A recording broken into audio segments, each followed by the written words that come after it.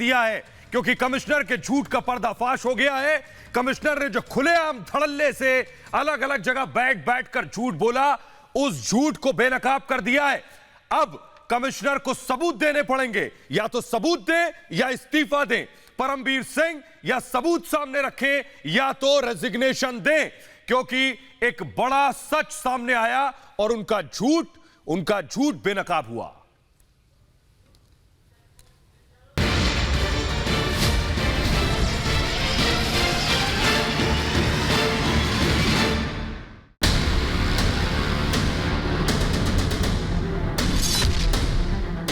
परमबीर सिंह, मुंबई के police commissioner, 9 अक्टूबर को इन्होंने एक प्रेस कॉन्फ्रेंस की और रिपब्लिक के खिलाफ एक कहानी बनाकर सुना दी।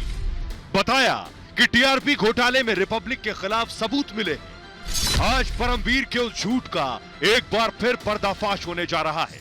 आज फिर साबित हो जाएगा कि परमबीर ने 9 अक्टूबर को जो कुछ भी कहा था वो सिर्फ और सिर्फ झूठ था।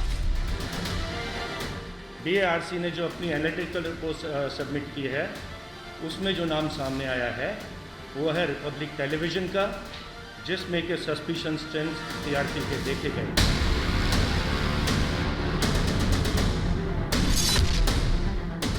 जिस वक्त परमबीर ने रिपब्लिक का नाम लिया था, हम उसी वक्त समझ गए थे कि परमबीर ने देश के नंबर 1 नेटवर्क रिपब्लिक को बदनाम करने की साजिश रची।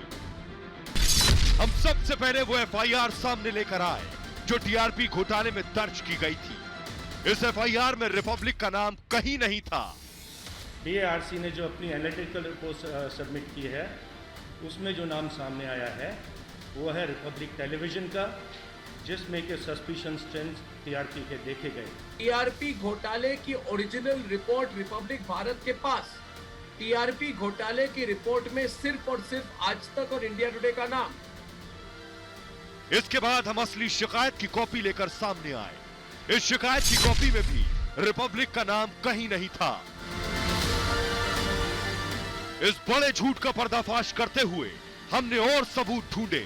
हमें वो सबूत मिले जिसमें बार्क की डिसिप्लिनरी कमेटी ने एक दूसरे चैनल को टीआरपी में गड़बड़ी का दोषी पाया था।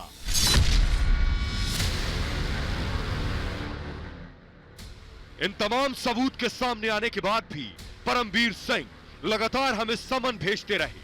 रिपब्लिक सभी समन का अनुपालन करता रहा। नेटवर्क के एडिटर्स, सीईओ, सीएफओ और डिस्ट्रीब्यूशन हेड को क्राइम ब्रांच बुलाया गया।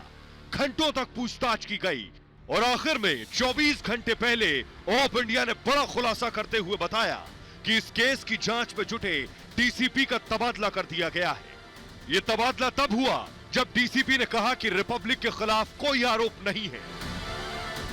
इस मीटिंग में इस रिपोर्टर के हिसाब से डीसीपी साहब, जो डीसीपी ठाकुर है, उन्होंने कहा था कि रिपब्लिक के खिलाफ कोई इंक्रिमिनेटिंग एविडेंस नहीं मिला है एंड एज सच रिपब्लिक एक अक्यूज नहीं है। आज रिपब्लिक परमबीर के हर झूठ का पर्दाफाश करने वाला है। आखिरी सबूत आपके सामने रखने जा रहे हैं, ऐसा सबूत जिसके बाद किसी और सबूत की जरूरत नहीं।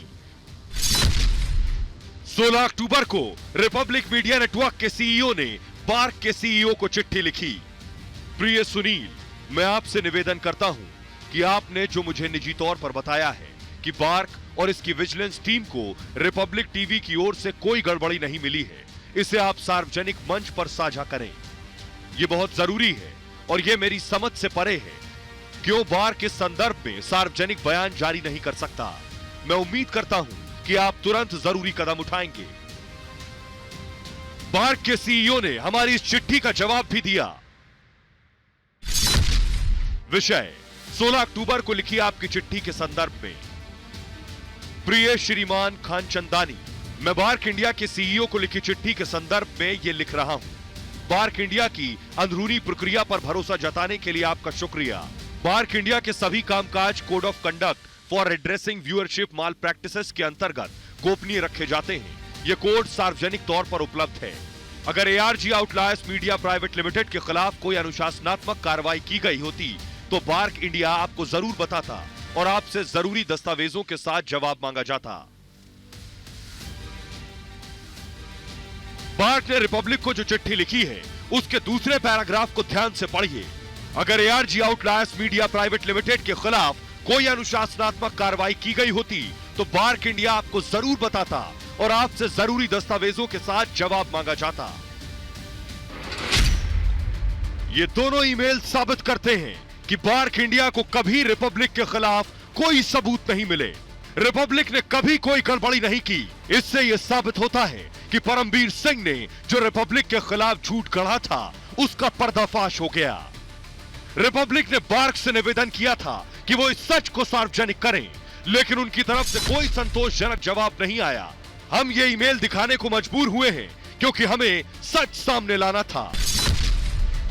अगर बार्क को रिपब्लिक के खिलाफ कुछ नहीं मिला तो मुंबई पुलिस कमिश्नर ने रिपब्लिक के खिलाफ प्रेस कॉन्फ्रेंस क्यों की? अब जब बार्क ने कह दिया कि कभी कोई मामला था ही नहीं, क्या परमबीर बार्क से जुड़ा कोई भी कागजात दिखा सकते हैं जिसमें यह लिखा हो कि रिपब्लिक ने किसी तरह की गड़बड़ी की है? अब जब बार्क ने कह दिया कि कभी कोई मामला था ही नहीं, क्या परमबीर बार्क से जुड़ा कोई भी कागजात दिखा सकते हैं जिसमें यह लिखा हो कि रिपब्लिक ने टीआरपी में धांधली की है? अब जब बार्क ने कह दिया कि कभी कोई मामला था ही नहीं और कोई धांधली हुई ही नहीं, तो क्या परमबीर सार्वजनिक रूप से माफी मांगेंगे और स्वीकार करेंगे कि उन्होंने झूठ बोला?